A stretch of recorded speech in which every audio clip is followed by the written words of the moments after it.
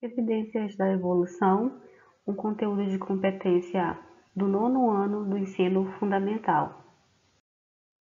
O que é evolução?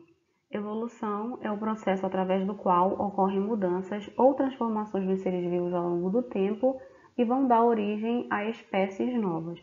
Uma forma de provar que a evolução existiu e que ela ainda está em curso é a existência dos fósseis. Os fósseis são vestígios de animais que viveram no passado. Então, como é que a gente faz para saber a idade de um fóssil? Os cientistas eles usam um processo chamado de datação por carbono 14, onde eles retiram um fragmento dessa estrutura e levam para analisar. Assim, eles conseguem determinar mais ou menos há quantos milhões de anos esse animal morreu. Aqui ao lado nós temos uma árvore filogenética ou um cladograma. Essa árvore filogenética, ela busca traçar parentescos entre os seres vivos.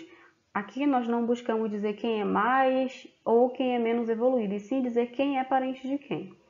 Então aqui nós temos a base da árvore filogenética. Geralmente na base existe um ancestral comum do grupo. As estruturas que se ramificam aqui como se fossem braços, elas são chamadas de ramificações. As estruturas aqui da parte de cima, elas são os terminais. Então, aqui na base, nós temos um mamífero insetívoro que viveu há mais ou menos 50 milhões de anos, que ele foi o ancestral de todos esses seres vivos que estão aqui na parte de cima. Só que prestem atenção, cada vez que a árvore ela vai se diversificando, vai surgindo um braço novo, nós vamos tendo um novo ancestral. Só que o grupo inteiro, por exemplo, compartilha esse ancestral comum. Então, cada um desse grupo aqui vai ter alguma característica com esse ancestral aqui primitivo, só que vão tendo modificações. Então aqui, esse ancestral aqui, que foi o Dropithecus, ele é um ancestral dos símios do Novo Mundo. Aqui nós temos uma ramificação e já vai surgindo quem? O gibão, mas vamos dar atenção aqui para essa parte da árvore filogenética, bem aqui onde tem uma divisão, onde tem uma modificação. Olhem só quantas modificações já tiveram até chegar aqui no tronco da espécie que separa os chimpanzés do homem. A gente já teve um ancestral comum de todos, 1, 2, 3, 4, 5, 6. Então foram 6 modificações ao longo desses milhões de anos aqui.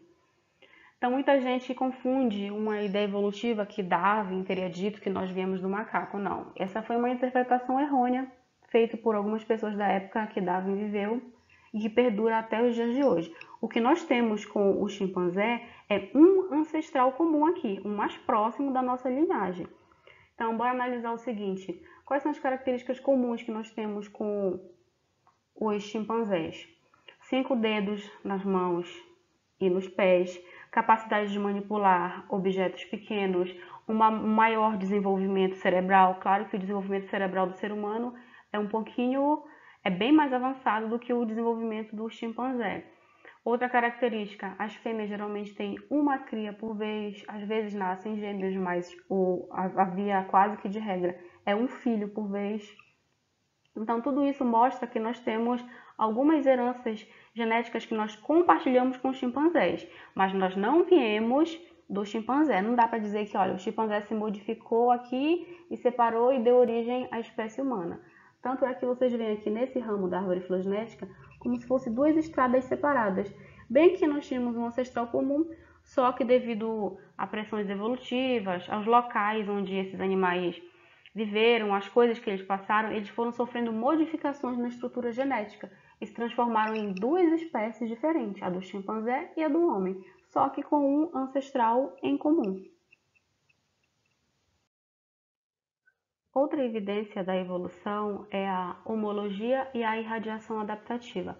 Essa imagem aqui ao lado, ela mostra uma coisa que a gente chama de análise embrionária ou prova embriológica. Se nós analisarmos nas primeiras semanas de vida diferentes espécies de animais, a exemplo de peixes, salamandras, tartaruga, galinha, coelho e homem, você pode notar que aqui na primeira semana esses animais eles são muito parecidos e fica quase que às vezes impossível distinguir o que é um peixe, o que é uma tartaruga ou o que é o ser humano. Só com o progredir do desenvolvimento embrionário é que nós conseguimos observar algumas estruturas. Então, a homologia Entende-se que a homologia ela é a semelhança entre estruturas de diferentes organismos devido unicamente a uma mesma origem embriológica. As estruturas elas podem ou não exercer a mesma função. A exemplo, o braço do homem, a pata do gato, a nadadeira da baleia e a asa do morcego. Todas essas são estruturas homólogas entre si porque todas têm a mesma origem embrionária. Mas nesses casos aqui não há uma similaridade funcional. A mão do homem serve para manipular objetos pequenos. Já a pata do gato serve para dar sustentação. A nadadeira da baleia ela está adaptada à natação e a asa do morcego está adaptada a voar. A homologia entre estruturas de organismos diferentes sugere que esses animais eles tiveram o mesmo ancestral comum. Embora isso não vá indicar um grau de proximidade comum, essas estruturas elas partem de várias linhas evolutivas que originaram várias espécies diferentes. Aí nós falamos de divergência ou irradiação adaptativa. Como assim, pessoal? Esse ancestral comum ele se diversificou para diversos tipos de ambientes. Então, ao longo de 2 milhares de anos, 2 milhões de anos, esse ancestral comum vivendo em diferentes ambientes, as estruturas dele foram se adaptando às pressões evolutivas do ambiente em questão e foram se adaptando aos mais diversos ambientes e ocasiões. Por exemplo, a baleia, como ela vive na água, já o que seria a estrutura comparada à mão humana, ela se adaptou à natação. O urso se adaptou mais a apoio. O castor, ele já vai ter a parte dianteira, a parte traseira mais desenvolvida do que a parte dianteira.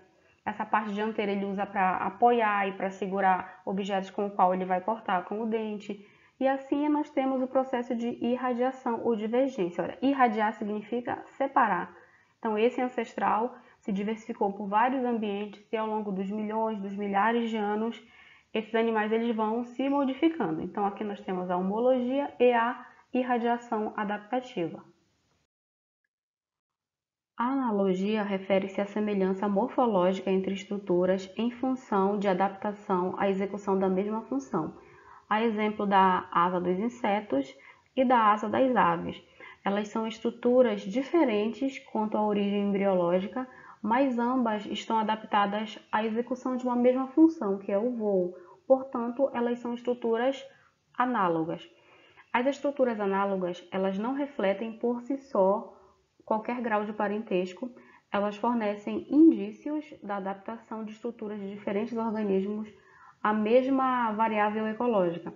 Quando os organismos eles não estão intimamente aparentados, mas eles apresentam estruturas semelhantes, exercendo a mesma função, nós dizemos que houve uma convergência. Então, esses animais eles estavam separados, vamos dizer assim, em várias linhagens evolutivas, só que quando eles foram pressionados a viver no mesmo tipo de ambiente, as estruturas que não têm a mesma origem embrionária, elas foram se adaptando da mesma forma. Elas foram se adaptando para a questão do voo. A evolução convergente ou convergência evolutiva, ela é caracterizada pela adaptação de diferentes organismos a condições ecológicas iguais.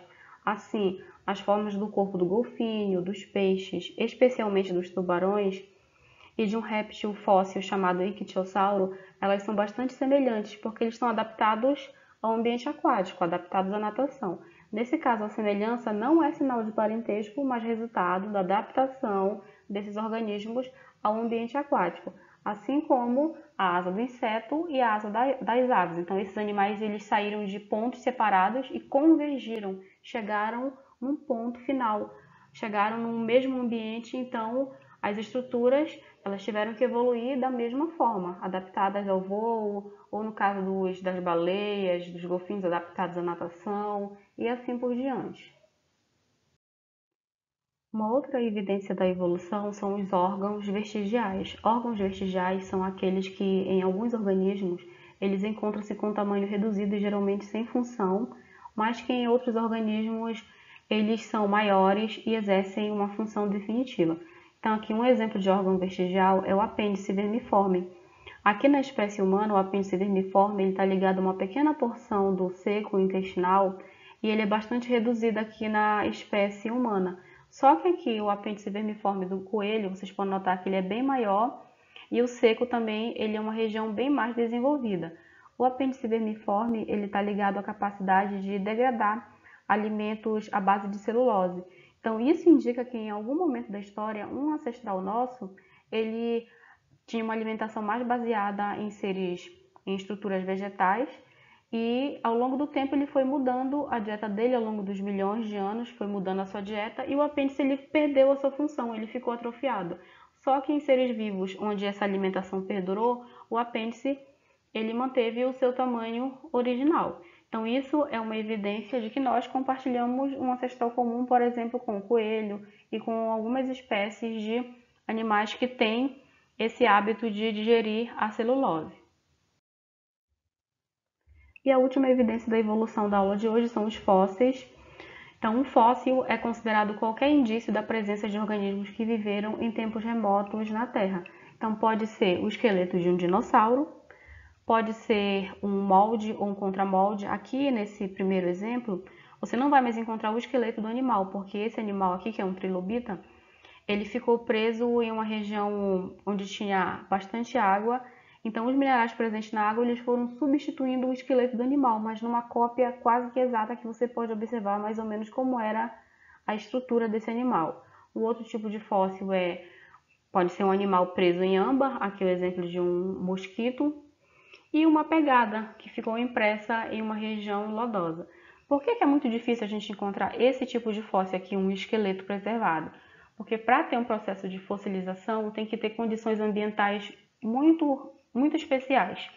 Tipo, esse animal aqui, para ele conservar o esqueleto dele inteiro ou parte do esqueleto, logo após a morte, ele tem que ter sido soterrado para que os agentes decompositores não consigam agir sobre essa carcaça ou sobre esse esqueleto e preservem a maior parte das estruturas duras do corpo do animal. Em alguns casos, a estrutura corporal é preservada quase que completa. Há exemplos de mamutes que foram encontrados em regiões frias, preservados ainda no gelo.